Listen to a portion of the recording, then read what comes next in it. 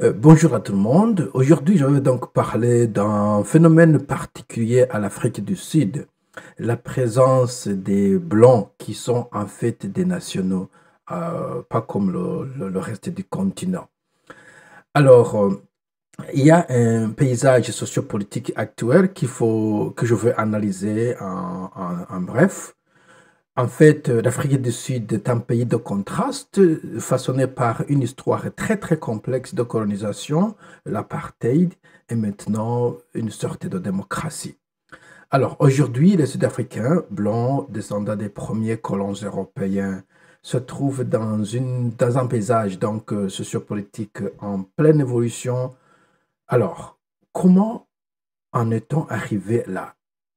Et quelle est la place donc de l'Afrique du Sud d'aujourd'hui? C'est ça donc qu'on va essayer d'analyser et de répondre à cette question puisqu'elle est pertinente ce jour-ci. D'abord, un tout petit d'histoire en ce qui concerne l'installation des Européens en Afrique du Sud, ou plutôt le peuplement de l'Afrique du Sud par des Européens dans des siècles passés. La présence de Blancs en Afrique du Sud remonte donc de plus de 350 ans, plus de 3 siècles, tenez-vous. Les premiers colons européens qui sont arrivés étaient en, je crois, 1652, 1652, lorsque les Néerlandais, dirigés par un certain Jan van Riebeeck, ont établi donc un poste de ravitaillement au Cap de Bonne-Espérance, qui est maintenant le Cape Town, je crois. Au fil du temps, ces colons, appelés les Boers ou les Afrikaners en Afrique du Sud, se sont donc déplacés vers l'intérieur des terres, donc l'intérieur du pays, souvent en conflit avec des communautés africaines indigènes pour le contrôle des territoires. Vous vous souvenez de votre leçon d'histoire avec Tchaka et les Zoulous qui étaient des guerriers dans la région. Alors, il y a eu des conflits. Alors, des dates clés que l'on peut noter, c'est en 1806, donc, les Britanniques ont pris le contrôle de la colonie du Cap et cela a provoqué des tensions avec les colons, les Boers qui étaient là, les colons néerlandais. Il y a alors les grands treks des années, je crois, 30, 1840, où les Afrikaners migrent vers l'intérieur pour établir des républiques indépendantes au Transvaal et le Libre-Orange, l'État libre d'Orange. C'est toujours l'histoire 01. Alors, on a eu aussi des guerres anglo-boers lorsque les anglophones se sont installés là-bas dans les années 1980-1902. Donc, des Britanniques finissent par imposer leur domination, menant donc à la création de l'Union de l'Afrique du Sud en 1910.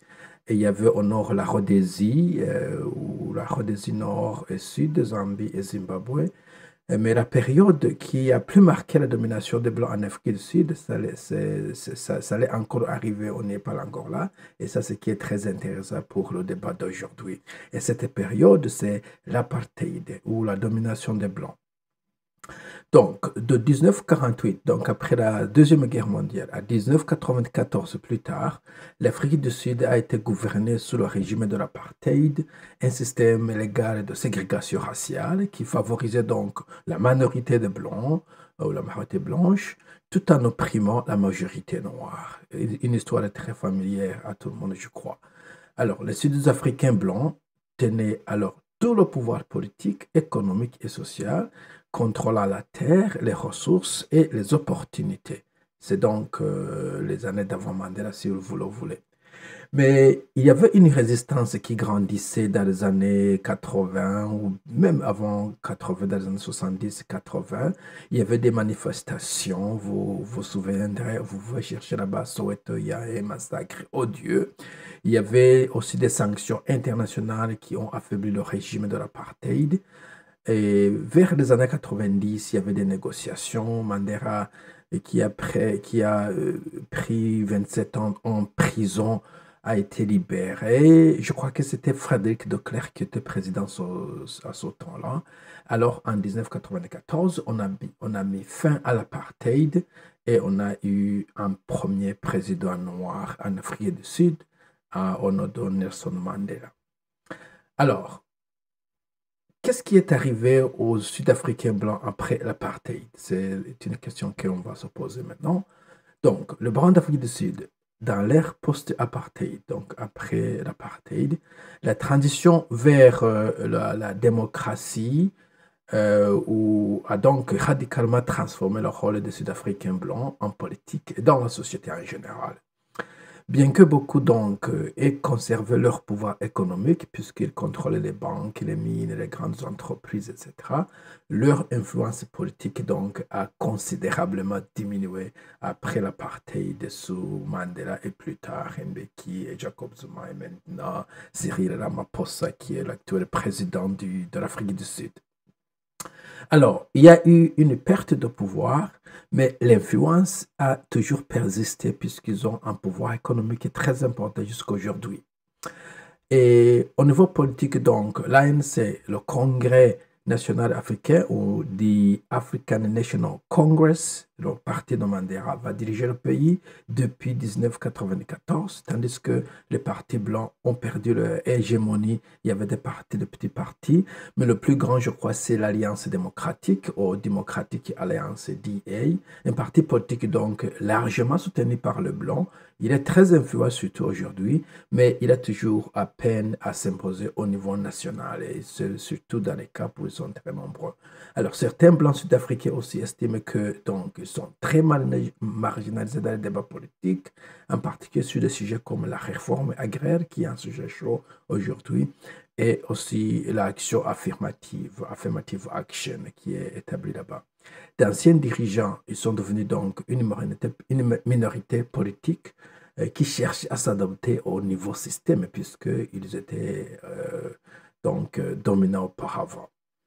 Mais ils sont toujours riches donc. Ils sont toujours riches, mais il y a je dirais des défis. Donc, malgré une population minoritaire, environ 7 ou 8% donc des Sud-Africains, les Blancs détiennent toujours une grande part de la richesse nationale. Beaucoup donc possèdent des entreprises, de grandes entreprises si vous êtes là, des terres agricoles, donc les fermes, des industries clés, en même le mining, et un héritage bien sûr du passé, puisqu'ils ont passé leur richesse à leurs enfants. Toutefois donc, les politiques de Black Economic Empowerment, donc, ils rendent plus difficile l'accès des jeunes blancs aux emplois publics et aux marchés économiques. Donc, on essaie donc d'essayer de promouvoir les noirs dans des entreprises maintenant. Certains agriculteurs pourtant blancs font face à des tensions, notamment avec la menace de l'expropriation des terres, sans compensation. Vous avez compris, vous avez entendu Donald Trump aussi menacer l'Afrique du Sud. Alors, l'avenir est un peu incertain, je dirais, mais il y a aussi une identité qu'ils perdent un tout petit peu. Donc, entre privilèges, culpabilité et exil, donc de nombreux jeunes blancs sud-africains s'interrogent sur leur identité dans un pays en transformation. Est-ce que nous sommes des Africains? Est-ce que nous sommes des blancs? Ou est notre héritage? Ou notre, je dirais, ancestrie? Et c'est un problème qu'ils ont pour l'instant. Certains donc adoptent une approche multiculturelle et progressiste.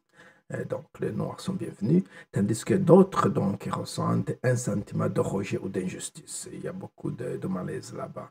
Il y a aussi l'immigration qui a augmenté depuis la fin de l'apartheid, avec de nombreux Sud-Africains blancs donc partant vers l'Australie, le Canada, le Royaume-Uni ou la Nouvelle-Zélande, invoquant surtout le problème de l'insécurité, le problème de l'instabilité économique et consorts. Alors, quels sont les défis que les Noirs ont maintenant dans un pays qui se veut être arc-en-ciel, ou le pays de la nation d'arc-en-ciel, Rainbow Nation, c'est ça qu'on s'appelle l'Afrique du Sud. Donc, il y a quelques controverses et des défis que le pays connaît. D'abord, la réforme agraire, donc une redivision des terres, c'est une question très explosive. Il y a l'affirmation affirmative action, qui est donc une sorte de discrimination, d'injustice si vous voulez, mais c'est pour redresser la discrimination du passé ou des injustices du passé.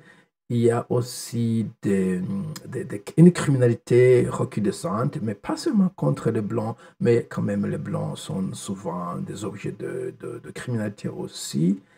Et définitivement, il y a un changement qui s'opère et qui est difficile à digérer pour les Blancs en Afrique du Sud. Alors, quel est leur avenir? Je crois que l'Afrique du Sud, ça c'est mon opinion personnelle, et je crois que donc l'Afrique du Sud appartient à tous ses citoyens, noirs, blancs, métis, indiens, on appelle ça des calades. Et les Sud-Africains donc ont encore un rôle à jouer, les blancs du moins, mais cela exige donc d'accepter le passé, de s'adapter au changement et d'adopter une approche beaucoup plus inclusive du futur. C'est ça. Donc, c'est mon opinion. Et j'ai vécu en Afrique du Sud, particulièrement à Cape Town, une durée de 9 ans. Et j'ai vu des changements s'opérer, surtout dans la province ou la cité de Cape Town où je me trouvais. Et je dirais que les progrès sont un peu ralentis, mais ils se passent tout de même. Et ma conclusion, comme vous le voyez ici, c'est comme donc les Blancs sud-africains, ce sont des Sud-Africains. On ne peut pas les chasser de ce pays. Ils n'ont pas d'autre nationalité, ils n'ont pas d'autre passeport. Et quant à la distribution des terres, et je crois, la redistribution surtout, je crois que le gouvernement devrait être très, je dirais, très prudent et ne pas donc répéter le Zimbabwe comme on l'a vu dans les années peut-être 2000 combien, où donc l'économie zimbabwéenne a chuté lorsqu'il y avait des malentendus entre le président de ce jour, Robert Mugabe, et les Blancs qui étaient fermiers, qui étaient donc dans tout le domaine de l'agriculture, qui a donc créé en fait un conflit entre définitivement Mugabe au Zimbabwe et l'Occident et a donc précipité la chute de l'économie zimbabwéenne. Nous ne voulons pas, nous ne voulons pas que cela se répète en Afrique du Sud, mais aussi je vais le répéter, les Sud-Africains, les Blancs Sud-Africains et surtout les Beurs, puisqu'on a deux types, ils sont venus des siècles avant et ils n'ont pas donc d'héritage néerlandais. Donc leur pays, c'est l'Afrique du Sud. Et je crois que la plupart, au moins ceux qui sont restés, ont toujours la volonté de voir une cohabitation pacifique. Et aussi, je crois que l'esprit de Mandela et du comité de vérité et réconciliation, c'est que toujours blanc-noir peuvent cohabiter ensemble.